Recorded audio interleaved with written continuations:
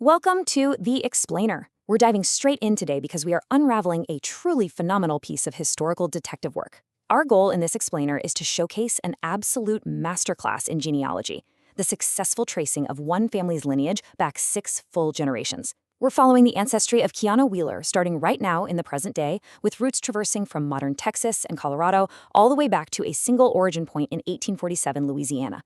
This isn't just a list of names. It's a profound story of resilience, movement, and survival that maps perfectly onto the history of America itself. Here's the roadmap for our explainer. First, 6 generations of Wheelers. Second, tracking the evidence. Third, living through history. And fourth, unsolved ancestral mysteries. All right, Section 1. 6 generations of Wheelers, the detective's journey backward. We're going to take a reverse chronological approach here. Think of it like peeling back the layers of a deeply layered historical onion to reveal the direct bloodline. We start with Generation 1, Kiana Wheeler, born in Denver in 1983 and now living in modern Texas. Stepping back, we have her mother, Cassandra Gale Moore, born in Camden, Arkansas in 1959. Then, Generation 3, Barbara Jean Wheeler, born in 1937 in Stevens, Arkansas. Going back another layer, we hit Generation 4, Jesse Lee Wheeler, a farmer born right around 1914. Jesse's father brings us to Generation 5, Prince Wheeler Jr., born in 1887. And finally, Prince Jr.'s father, our anchor, Generation 6, George Wheeler, born in 1847. 6 generations, mapped out and totally confirmed. Let that year sink in for a second. 1847. The sheer historical weight of that date is incredible. This is the birth year of our earliest confirmed ancestor, George Wheeler, in Louisiana. I mean, think about the timeline of American history here. 1847 is well before emancipation. This means George was actually born into a pre-Civil War America, and he lived through the end of slavery, Reconstruction, and the establishment of black farming communities in Arkansas. Finding a confirmed, fully documented ancestor born in this era, that is a monumental genealogical achievement. Let's move on to Section 2, tracking the evidence, how we know what we know. In genealogy, you can't just guess, right? You literally have to prove it. So here is the exact 3-step process researchers use to firmly lock in the connection between George and his son, Prince Wheeler Jr. Step 1. Researchers located a young Prince Wheeler in the 1900 census for Ouachita County, Arkansas, listed as a 13-year-old boy. Step 2. They looked at the head of that specific household, who was recorded as George Wheeler, alongside his wife Sarah. Step 3, just to ensure this wasn't some wild coincidence of names, they cross-referenced this with Prince Wheeler's much later 1930 census entry. In 1930, Prince reported that his father was born in Louisiana. And sure enough, going back to that 1900 census, George Wheeler is listed as being born in, you guessed it, Louisiana. The data perfectly aligns. But you know, historical documents are rarely perfect. In fact, Prince Wheeler Jr.'s recorded birth year is just wonderfully messy. Across 3 official documents, the numbers jump around all over the place. In the 1900 census, it's calculated as 1886. His World War I draft card says 1887. And then his World War II draft card says 1893. Now, this fluidity is incredibly common for Black men born in the rural South during this era, mostly because home births were the norm and formal registration was super rare. But here is the real genealogical anchor. Across all these shifting years, his exact birthday, August 27th, remained absolutely consistent on his draft cards. That consistency is exactly how we know we're tracking the exact same man. Okay, Section 3, living through history, contextualizing the ancestors. Zooming out from the micro data of the family tree, we absolutely have to understand the macro history. A defining part of their daily lives was tenant farming. This was an agricultural system where farmers didn't own the land but rented it to work. It was essentially the dominant economic structure for Black families in rural Arkansas post-Reconstruction. The records show that our Generation 5 ancestor, Prince Wheeler Jr., spent over 25 years, from at least his 1917 draft card all the way through his 1942 draft card, working land tied to an employer named H.L. Curry in Stevens, Arkansas.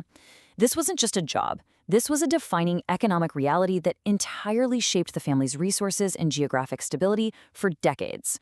Now, when we contrast George Wheeler with his son Prince Wheeler Jr., we see a really surprising generational economic shift. The records indicate that George Wheeler, a formerly enslaved man, actually achieved land ownership. He owned his farm free and clear. Yet, a generation later, his son Prince Jr.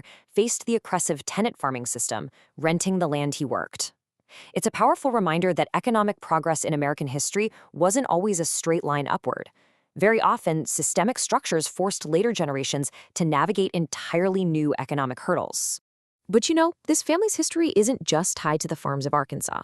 Let's look at a fascinating geographic detour on the maternal side of the family, the Hudley branch.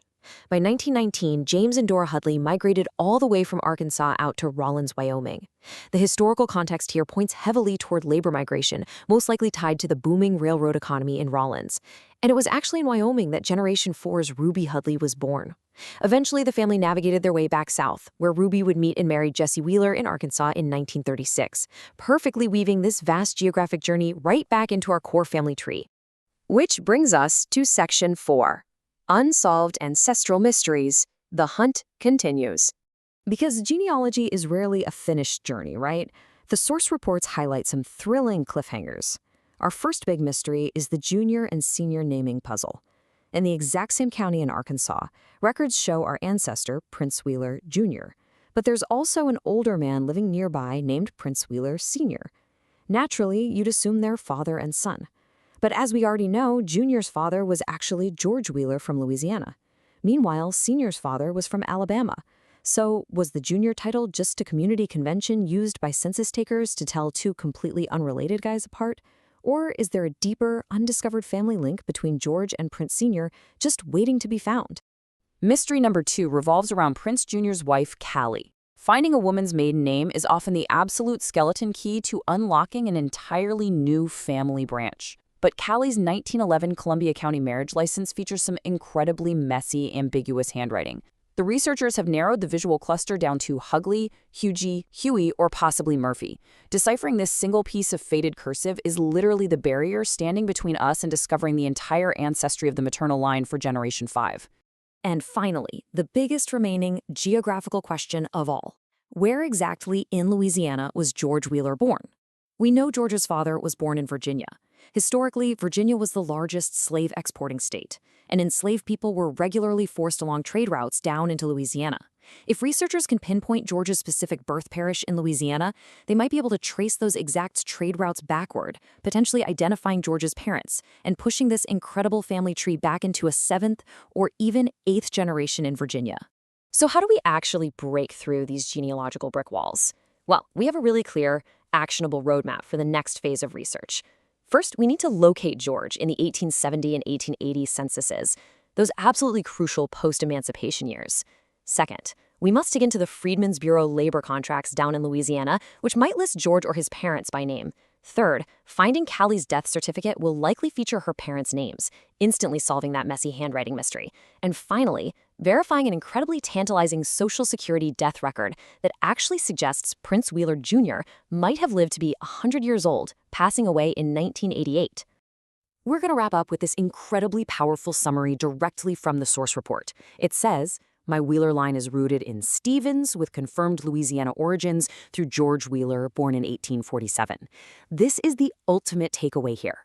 What started as modern names in Texas and Colorado has been meticulously linked, document by document, to the rural farms of Arkansas, the railroad hubs of Wyoming, and the complex pre-emancipation landscape of Louisiana.